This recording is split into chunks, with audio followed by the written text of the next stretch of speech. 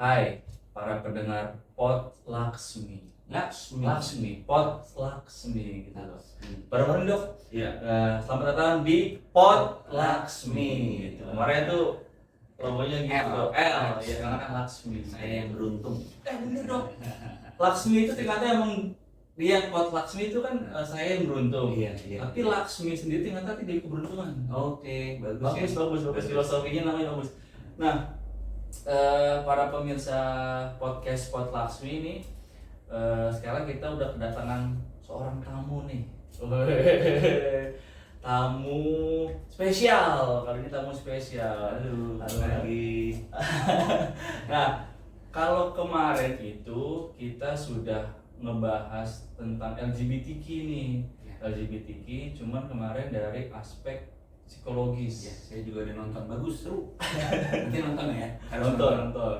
LGBTQ berdasarkan psikologis. Nah, sekarang kita mau ngebahas LGBTQ plus dari kacamata medis. Oke, Nah, maka dari itu Pot Laksmi menghadirkan speaker yang kompeten, yang kredibel. Nah, sama-sama nih kita kenalan terlebih dahulu sama speaker atau pemateri kita pada hari ini, yaitu Dr. Robertus Aryo Seno. Terima kasih. Nama Mirsa Laksmi.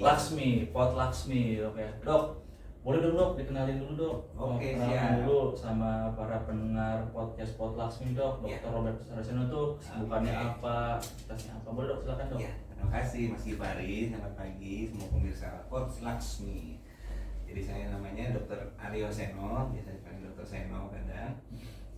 Saya sudah di Yayasan Karya Bakti ini dan dari tahun 2010 ya, dari tahun 2010 sampai pandemi pun sampai sekarang masih tetap berjalan. Mungkin waktu pas pandemi itu agak lebih jarang ya karena PPKM dan pembatasan. Pas sebelum masa-masa PPKM, sebelum masa-masa pandemi itu kita sering sekali muter-muter sekolah-sekolah sejabodetabek. Jadi setahun itu bisa 40-80 sekolah, kita muter-muter sekolah sejabodetabek dari SD, SMP, SMA untuk memberikan penyuluhan, memberikan seminar, ceramah tentang seks edukasi ke sekolah-sekolah kepada para siswanya. Konsepnya dokter cowok diajar oleh siswa cowok diajar oleh dokter cowok dan siswa cewek diajar oleh dokter cewek. Jadi biasanya saya ada tanduman juga, dokter ceweknya nanti dipisah, mereka mengajar ke kelas cewek. Nah, di acara itu kita benar-benar memberikan apapun yang mereka mau tanyakan, apapun yang mereka ingin tahukan, karena problematika anak-anak remaja itu kurang lebih sama. Jadi dari tahun ke tahun apa yang kita sampaikan kepada mereka kurang lebih sama. Jadi mereka itu ya udah standar lah pertanyaannya anak-anak itu ya, yang memang jadi sebenarnya jadi passion saya juga, jadi hobi saya juga untuk bertemu, memberikan penyuluhan dan memberikan ilmu kepada anak-anak itu, memberikan pengalaman kepada anak-anak itu. Berarti memang sudah sedari lama Laksmi itu ngasih seks edukasi dok ya? Iya, betul. Bahkan ngasih materi tentang LGBTQ juga tuh dok ya? Ada, iya.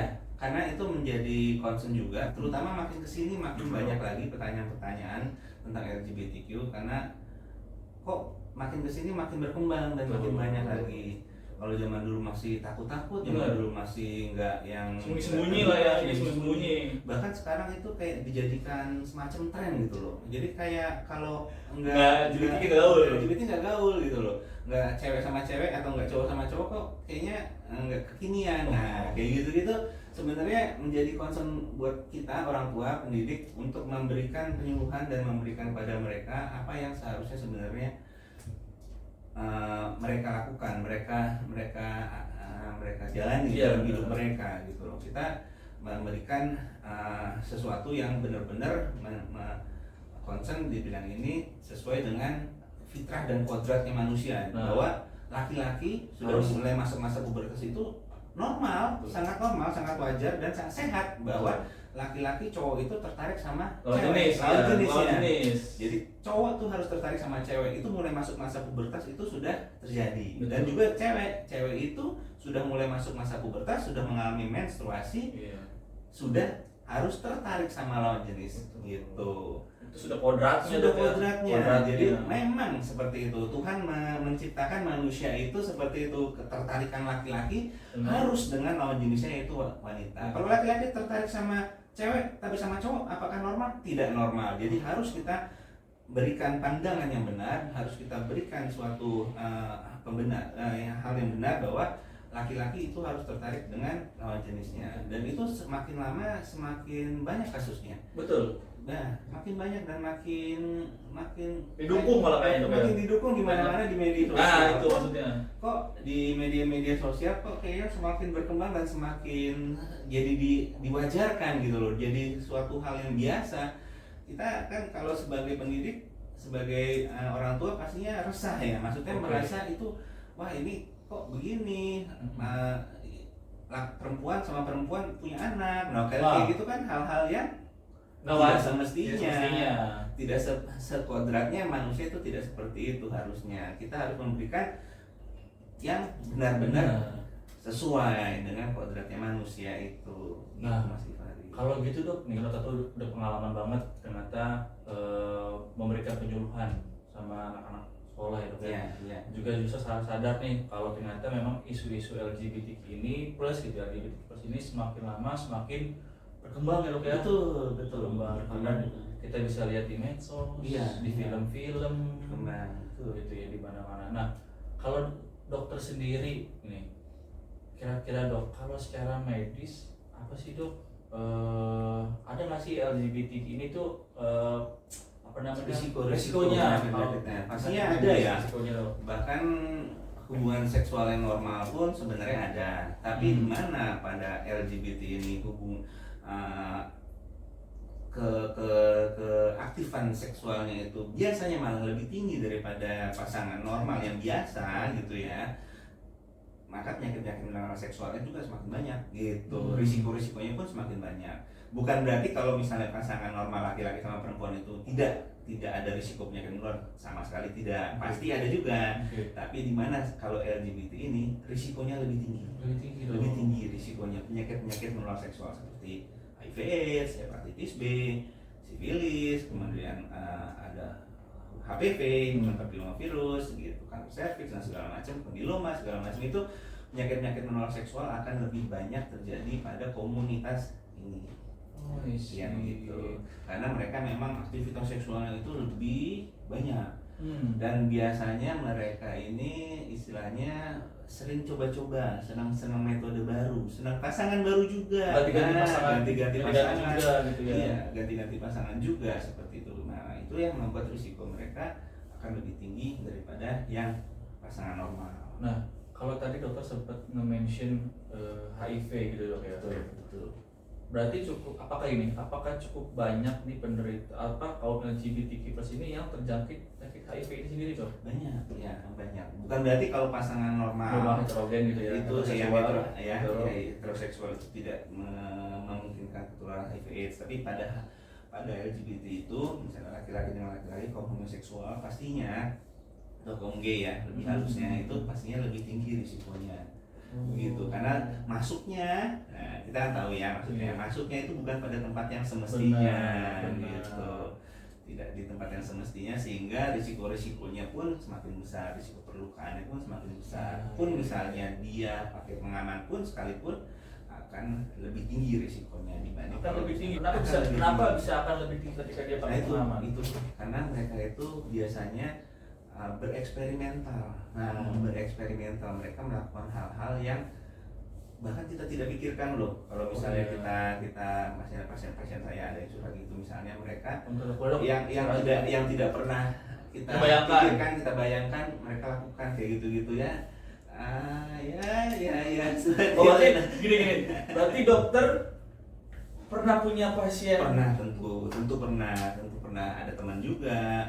Kita tidak bisa menghindari dan tidak mengucilkan mereka. Saya sama sekali tidak mengucilkan, mendiskreditkan dan tidak menjudge mereka. Karena mereka ada Dok ya. Karena mereka ada dan mereka bagian dari masyarakat kita tetap mengakui mereka. Walaupun kita tidak mendukung sama sekali.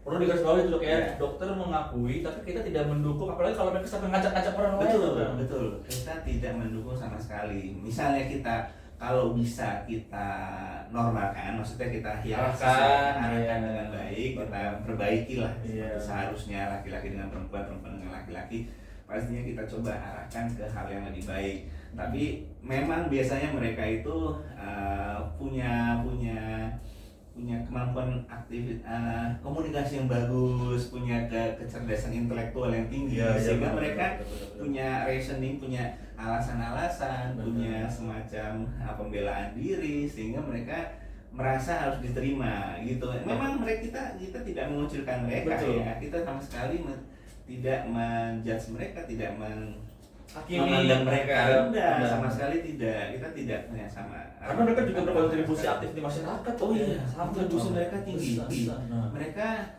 bahkan biasanya orang-orang yang berpikiran maju, modern dan pintar seperti mereka itu, biasanya mereka itu, karena mereka pikirannya modern, mereka punya pikiran pandangan yang visioner istilahnya. Mereka pintar-pintar biasanya. Maka kita bergaul dengan mereka, kita ambil positifnya mereka ya. Benar, sampai makanya mungkin hadirnya dokter, hadirnya para guru-guru spiritual, guru-guru agama itu ngasih benteng dok ya. Betul. Kita jangan mendiskreditkan, kita mungkin tetap saling ngejaga aja satu sama lain, kita jangan saling mempengaruhi, tapi kita sampai ikut-ikutan.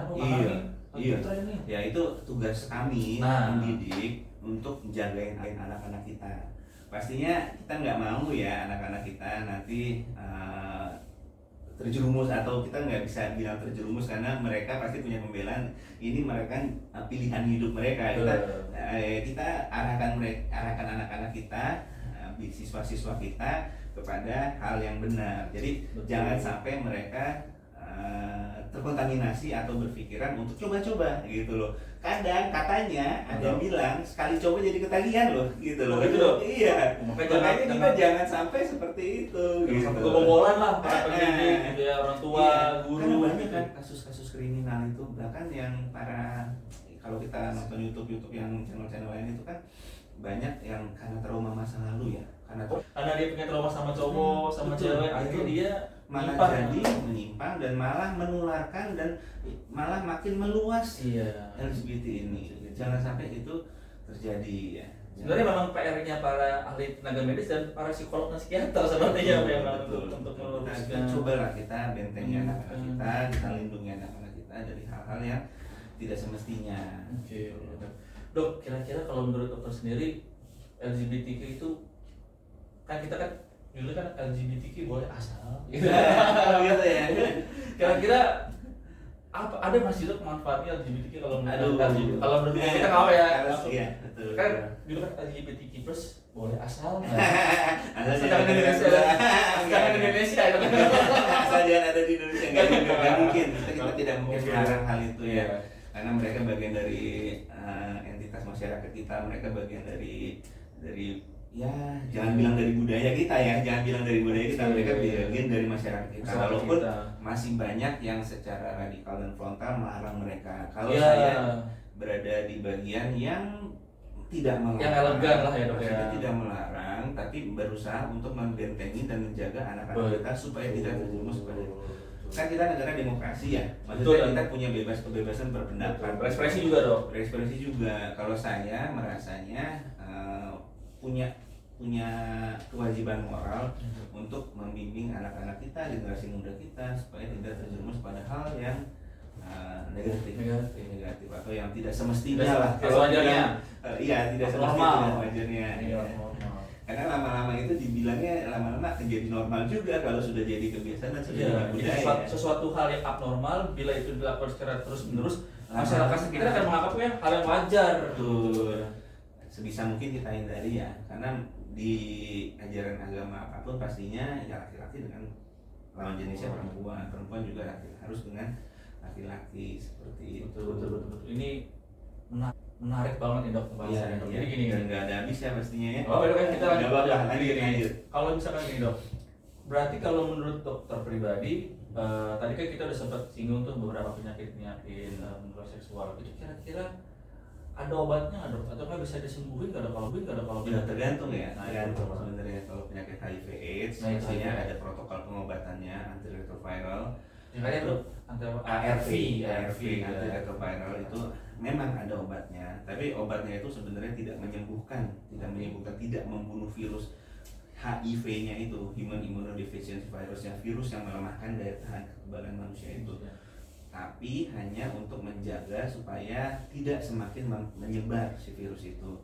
Jadi mereka menjaga leukosit. Leukosit itu sel darah putih. Sel darah putih itu adalah yang bertugas di tubuh kita untuk menangkal kuman-kuman penyakit, bakteri, dan segala macam protozoa itu untuk supaya kita kebal. tahanan tubuh, tahanan fisik. tubuh. Kalau misalnya kita nggak punya atau leukositnya diserang sama si HIV ini, maka kita daya tahan tubuhnya lemah gitu. Kalau si orang HIV ya benar-benar udah HIV atau apalagi sudah mulai masuk masa AIDS itu, yang benar-benar yang benar-benar udah sindrom yang kelemahan daya tahan tubuh itu, misalnya orang kayak kita itu batuk pilek biasa aja gampang sembuhnya, misalnya bisa sembuh sendiri, mereka bisa berakibat sampai fatal, bisa berakibat sampai kematian karena daya tahan tubuhnya tidak adekuat untuk melawan penyakit gitu. Jadi sebenarnya HIV itu mungkin teman-teman mungkin biar tahu juga nih dok, para pendengar podcast ini, apa sih dok sebenarnya perbedaan antara HIV dan AIDS? HIV dengan AIDS sebenarnya itu sebenarnya sama similar, cuman kalau udah masuk fase AIDS itu sudah mulai masuk fase di mana leukositnya sudah sangat rendah. Pasti ada hitungannya ya, ada hitungannya nanti kita bisa baca, dan itu ada konsensusnya yang berubah-ubah setiap tahunnya. Itu nanti akan kita lihat kalau sudah mulai masuk masa AIDS itu sudah kelihatan. Jadi kalau misalnya bisa diciriin gitu dong? Iya, bisa dilihat, bisa diciri dengan penyakit-penyakit yang penyakit-penyakit yang penyertanya lebih banyak. Kalau misalnya orang HIV itu tidak dalam penampakan kelihatan. Iya, itu tidak kelihatan. Jadi misalnya seperti orang normal aja, seperti orang-orang normal. Misalnya itu sebenarnya termasuk dalam periode misalnya masih periode HIV itu masih 5-10 tahun. Kalau dia daya tahan tubuhnya bagus, lama dok ya? masih kelihatannya normal seperti orang normal, orang sehat pada umumnya.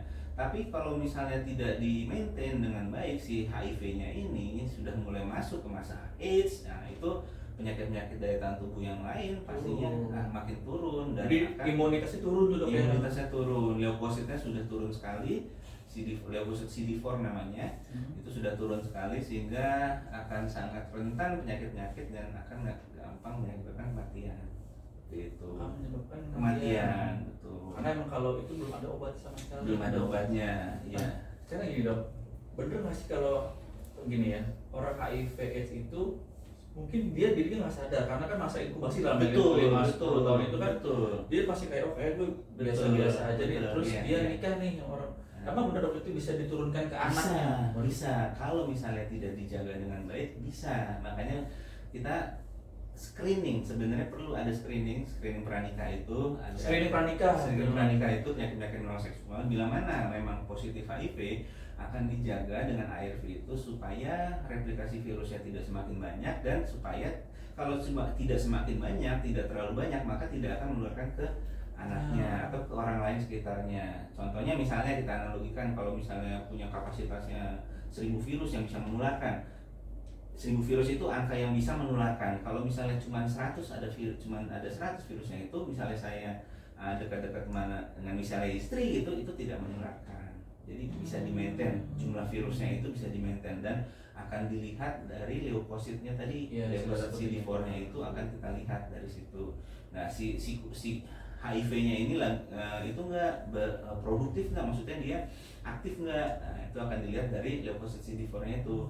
Dimana kalau leukosit CD4-nya itu rendah, berarti si HIV-nya ini lagi ganas tuh, gitu. Maka kita kasih ARV, antiretroviral. Banyak sih sebenarnya, bukan cuma HIV/AIDS ya, penyakit menular seksual, ada hepatitis B, betul, ada sifilis, ada papiloma, ada kanker serviks, gitu. Wanita tuh kan? Iya, kanker serviks pada wanita. Ganti-ganti pasangan seksual. Iya, pasangan seksual. karena kan di LGBT ini kan juga ada yang namanya biseksual. Betul. Jadi dia sama cowok iya, sama cewek sama juga iya. itu kan sangat berisiko Iya, banget ya. makanya seperti saya katakan tadi, LGBTQ ini selain mereka lebih aktif, lebih agresif, mereka juga bereksperimen dengan berbagai macam orang, berbagai macam metode, berbagai macam cara dengan segala macam itu yang kita tidak pikirkan, yang tidak diperkirakan oleh orang normal, mereka bisa lakukan seperti itu. Karena itulah penyakit menular seksual atau hal-hal yang berisiko lainnya pastinya akan lebih banyak. Dok, ini mungkin satu bahasan saya bilang terakhir dok ya, satu bahasan terakhir. Jadi kalau saya baca gitu ya beberapa artikel gitu di media sosial gitu ada yang bilang gini, dengan keberadaan kan sama-sama kita tahu populasi ini lagi meledak nih dok, ya, di Pulau Jawa apalagi kan populasi sangat padat-padatnya. Ada yang bilang LGBTQ+ ini mereka menawarkan solusi untuk menawarkan agar populasi tidak kontrol penduduk, ya, mengontrol jumlah penduduk, karena mereka berhubungan sesama jenis gitu, jadi tidak melahirkan keturunan, sehingga dia sebutnya salah satu cara untuk kontrol. Nah, dokter sendiri pandangan dokter terkait ini gimana menurut dokter? Jumlah penduduk populasi itu nggak seperti itu seharusnya juga. Kalau misalnya program pemerintah kan ada misalnya transmigrasi ya, atau pengendalian jumlah persalinan pakai KB juga gitu. Memang sih kalau misalnya, nah itu yang pernah saya pikirkan juga ya. Yang pernah saya pikirkan kan LGBTQ itu kan seharusnya tidak menghasilkan keturunan, karena mereka kan tidak menghasilkan keturunan dong, karena laki-laki sama laki-laki, ya, perempuan sama perempuan. Betul. Tapi jumlahnya semakin banyak. Nah, itu dari mana gitu kan, kita bertanya-tanya. Ya itulah pinternya mereka untuk mengkampanyekan, untuk mensosialisasikan, untuk mempromosikan bahwa hal ini normal, lumrah, dan bisa diterima gitu, bisa diterima oleh masyarakat seperti itu. Ya kita harus hati-hati juga. Jadi bukan ya dok ya, bukan solusi, walaupun solusi untuk menekan jumlah penduduk tuh ada. Mungkin kalau zamannya sekarang Pak Jokowi IKN gitu dok ya, dibawa ke proyeksinya nanti. Kalau sekarang kan lebih mengkhawatirkan dan mencemaskan dan menakutkan dengan berbagai macam ancaman nih dok ya, sama sosial, sama agama. Betul, iya kriminalitas dan segala macamnya menurut saya akan lebih tinggi pastinya, bila mana tidak sesuai dengan moral-moral dan etika seperti itu di masyarakat ya. Betul. Ya, kita batasi aja lah, dan kita ya saling menghormati juga sih. Saya tadi seperti saya katakan tadi, kita bukan mendiskriminasi, bukan menjudge, bukan pengen menjolimi mereka, itu sama sekali enggak ya. Kita menerima mereka dan mengakuilah keberadaan mereka. Bener. Walaupun kita tidak ingin mereka ini menyebar lebih banyak lagi seperti itu. Mungkin memang sudah saatnya orang tua, guru harus lebih aktif sama anak ya dok ya. Kita lebih sering ngobrol, jangan diacuhin, didiemin gitu ya. Dan guru-guru juga harus makin aware ya, maksudnya makin peka dan makin bisa melihat potensi-potensi yang ada. Seperti ya di sekolah yang pernah saya ajarin itu ada ya cewek merasa pacaran sama cewek itu adalah wajar. Mereka seperti kayak ngetren keren gitu. Itu kan gurunya harus memberikan bimbingan dan konseling gitu, bahwa nggak boleh begitu, nggak sepantasnya bahwa ya nanti kamu harus pacaran sama lawan jenis kamu, laki-laki, seperti itu. Kalau saya bilang ini dokter setuju nggak? Zaman sekarang itu menjadi orang tua tantangannya lebih sulit dan berat karena pengaruhnya itu bukan dari lingkungan doang, tapi dari handphone, dari mana-mana, dari media sosial, gampang diakses ya, nggak seperti dulu lebih sulit ya. Kalau sekarang semua anak megang HP sehingga gampang mengaksesnya. Dan ya hal-hal yang kayak begini ini jadi semakin mudah untuk disosialisasikan dan mudah untuk diterima oleh masyarakat kita gitu, hal-hal yang tidak semestinya ini. Jadi memang tugas para pendidik, dokter, psikolog itu masih benteng. Betul, kalau zaman dulu mungkin kasus-kasus kayak gini lebih kepada faktor genetika, lebih pada keturunan, lebih kepada hormonal. Betul. Dimana kalau misalnya laki-laki itu hormonnya yang normal itu adalah testosteron. Testosteron. Nah, tapi pada individu yang bersangkutan hormon testosteronnya rendah. Iya, lebih Nah, itu dominan progesteron sama estrogen. Karena kan betul. ada semua dok yang di dalam Semuanya tubuh kita. ada, semua ada. Tapi hormon inilah yang mengidentifikasi seseorang laki-laki itu seperti sebagaimana adanya. Harusnya laki-laki itu dengan sifatnya, dengan fisiknya, dengan pembawaannya, karakternya. Laki-laki itu harus seperti ini. Perempuan itu harus seperti demikian. Dokter ngomong gini jadi ingat dok. Saya jadi ingat kayak dulu kita kan waktu kita jadi kecil dok ya, orang tua kita biasanya wajar kalau kita cowok itu dikasih mainan cowok Iya dok ya, dong. mobil-mobilan, Iya, tembak-tembakan, Power Ranger, kita ngeliat. Iya. Cuman emang di Amerika dok, kemarin saya terakhir melihat, jadi anak itu seneng nih pakai baju cewek, Aduh, kasihan pakai ya. nah, cuma sama orang tua Amerika ini malah dia disetujui dong, dia iya Oh. berarti kamu sebenarnya itu badannya aja nih cowok, tapi sebenarnya jiwanya malah malah diayoin gitu dong, malah orang tua di Amerika itu dok, nah itu kan malah ya, Iya. melanggar kodrat semenjak dia masih anak-anak Iya, dok itu ya. walaupun memang jadi haknya orang tua, tapi kita tetap Haknya ya, orang harus tua, jagain benar, ya, haknya orang harus tua. jagain dan melindungi anak-anak kita ya, hal-hal yang nggak benar atau salah gitu ya tidak semestinya untuk kita. Jadi harus dikenalkan gender itu bahkan mungkin sebelum dia Betul, dari sebelum sekolah dan kecil, anak kecil itu dari kecil punya insting atau naluri loh. Coba kalau kita lihat anak TK. Anak TK itu secara insting cowok ya mainnya sama anak cowok. Nah, cewek mainnya sama anak cewek itu udah dibiarin aja gitu. Misalnya istirahat gitu ya anak TK atau SD lah yang masih kecil gitu. Bel istirahat, mereka pasti akan ngumpul anak cowok sama anak cowok, anak cewek sama anak cewek. Itu udah insting, udah naluri.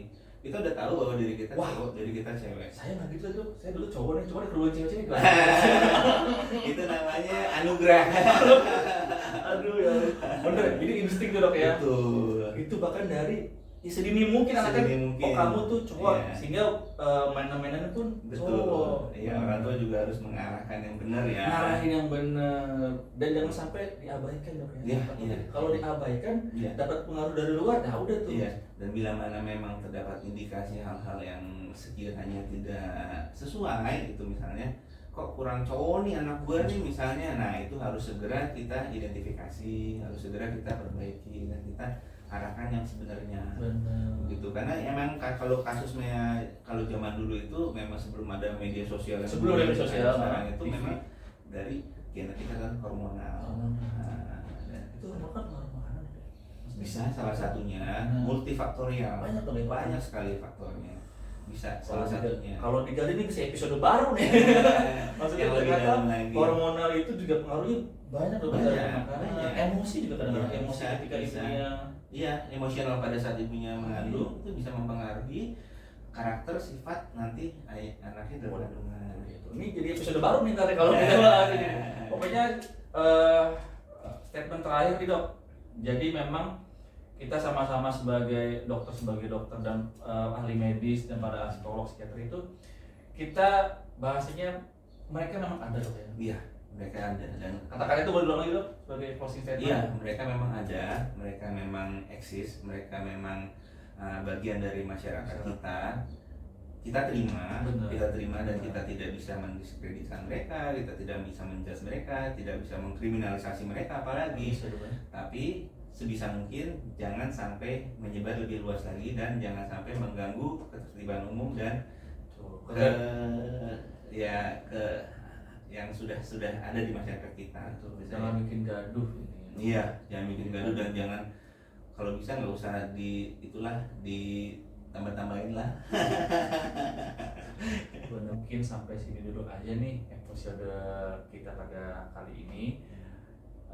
Terima kasih sudah mendengarkan. Jangan lupa di komen, di share dan di subscribe ya channel kita di YouTube. Terima kasih ya dok. Terima kasih.